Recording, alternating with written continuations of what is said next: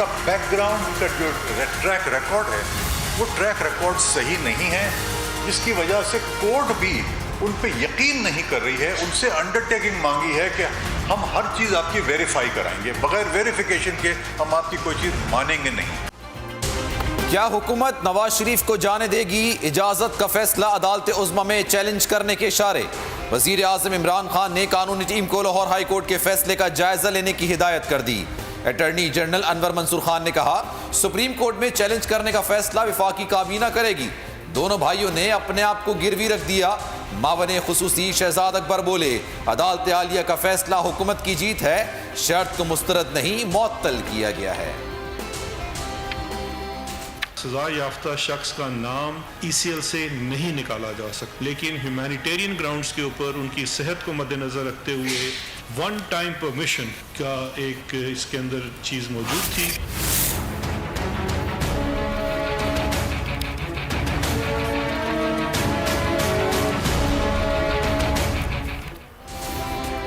वफाकी वुज़रा की अक्सरियत नवाज शरीफ को जाने देने की मुखालिफ। जुल्फी बुखारी ने कहा कि साबिक वजीर आज़म जमानत दिए बगैर मुल्क से भाग रहे हैं, पाकिस्तानियों के लिए गम का दिन है। अली जैदी ने ट्वीट में शहबाज शरीफ से सवाल किया कि नवाज शरीफ का इलाज पाकिस्तान में क्यों नहीं हो सकता। फिरदौस आशिक अवान ने ट्वीट किया, उम्मीद है मिठाइयाँ बांटने वाले पनामा के फैसले की तरह सफ़े मातम नहीं बिछाएंगे।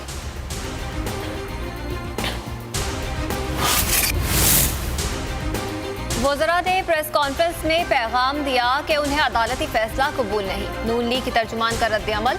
मरियम औरंगजेब ने कहा, वो तौहीन अदालत कर रहे हैं, काबीना गौर करे। वज़ीर आज़म की नाअहली और नालायकी का क्या इलाज है? एहसन इकबाल ने नारोवाल में मीडिया से गुफ्तगू में कहा कि मुल्क 22 करोड़ अवाम का मुल्क है, ये चंद बददिमाग नफरत से भरे लोगों का नहीं है। चंद बददिमाग और नफ़रत से भरे हुए ज़हनों की मिल्कियत नहीं है। ये मुल्क 22 करोड़ लोगों का मुल्क है। ये मुल्क इस मुल्क के नौजवानों का, मज़दूरों का, किसानों का मुल्क है।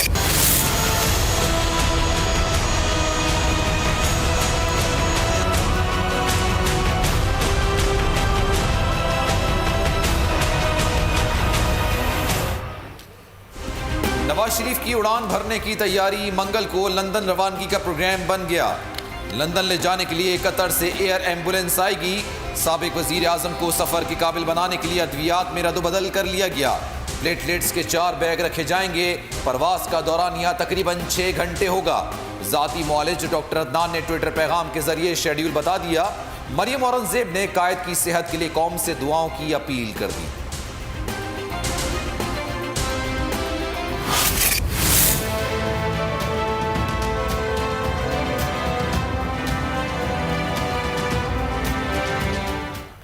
शहबाज शरीफ की जाती उम्रा में नवाज शरीफ से मुलाकात। मरियम नवाज भी मौजूद थी। शहबाज शरीफ कहते हैं, हुकूमती इत्तेहादी जमातों ने दुश्मनी की सियासत की बजाय मुफाहमत और इंसानी बुनियादों की सियासत को फ़रोग दिया, जिस पर काफ लीग, MKM और चेयरमैन सेनेट शुक्रगुजार हैं।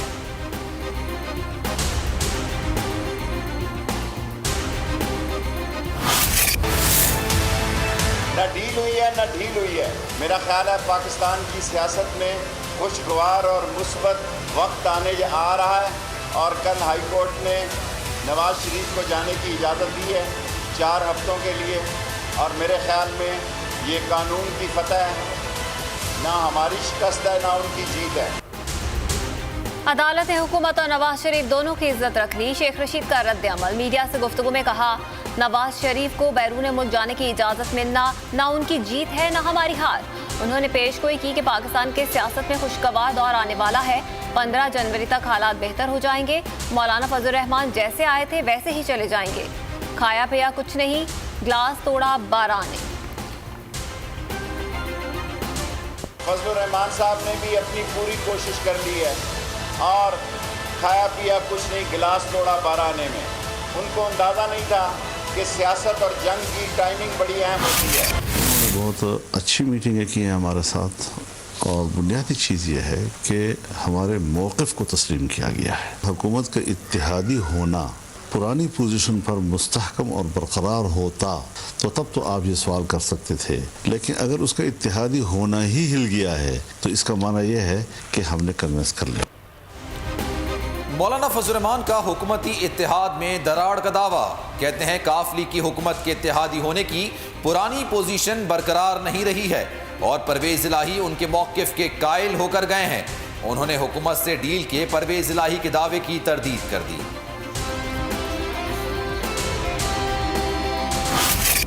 इत्तेहादियों में इख्तलाफ पैदा करने की कोई साजिशी थ्योरी कामयाब नहीं होगी और ना हो सकती है। इंशाअल्लाह हुकूमती इत्तेहादी हैं और रहेंगे, कोई गलतफहमी पैदा नहीं कर सकता। इत्तेहादियों में इख्तलाफ पैदा करने की कोई साजिशी थ्योरी कामयाब नहीं होगी।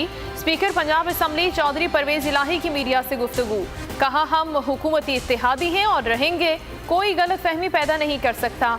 सियासी हकीकतों को सामने रखते हुए हमेशा दुरुस्त बात की।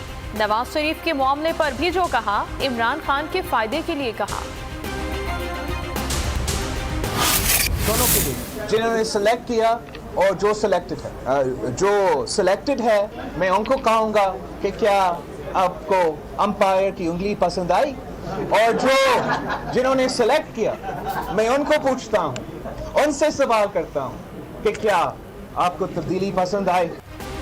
सिलेक्टर से पूछता हूं कि क्या तब्दीली पसंद आई, सिलेक्टेड से पूछता हूं कि क्या आपको एम्पायर की उंगली पसंद आई।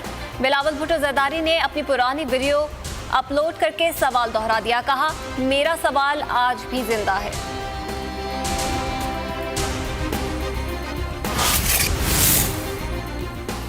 तब्दीली तो पसंद आई, आपने रोमन उर्दू लिखना सीख लिया। बिलावल के ट्वीट पर फैसल जावेद का रद्द अमल। कहा, सिलेक्शन के हवाले से बिलावल जरा अपनी पार्टी का रिकॉर्ड भी चेक कर लें, किसी को NRO नहीं मिल रहा। मुराद सईद ने जवाबी ट्वीट में कहा, बंदा कुछ भी कर ले, अब्बू बचते दिखाई नहीं देते।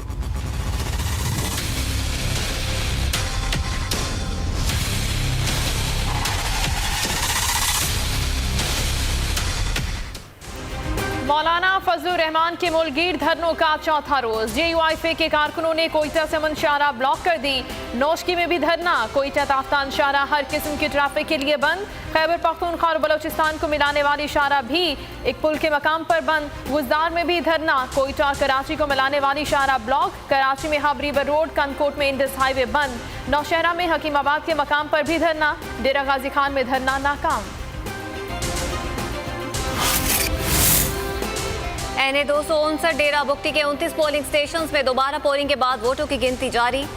इस नशिस्त पर शाहजैन बुगटी की कामयाबी को आज़ाद उम्मीदवार मी तारिक मोहम्मद ने चैलेंज किया था, जिस पर इलेक्शन कमीशन ने 29 पोलिंग स्टेशंस पर दोबारा पोलिंग का हुक्म दिया।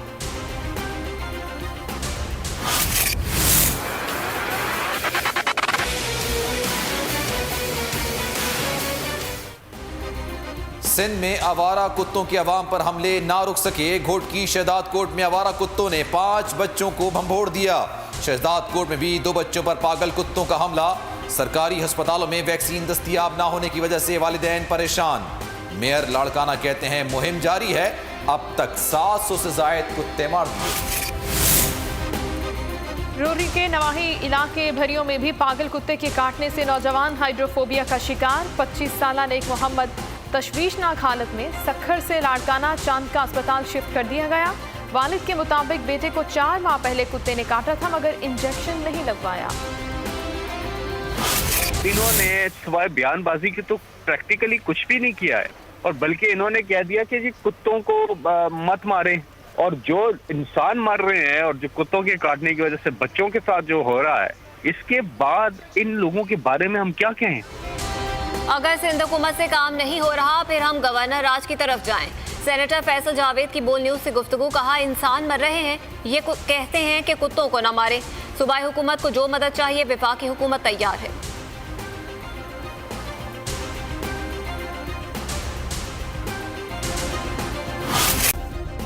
सब्सक्राइब करें और बेल दबाएं ताकि कोई खबर रह न जाए।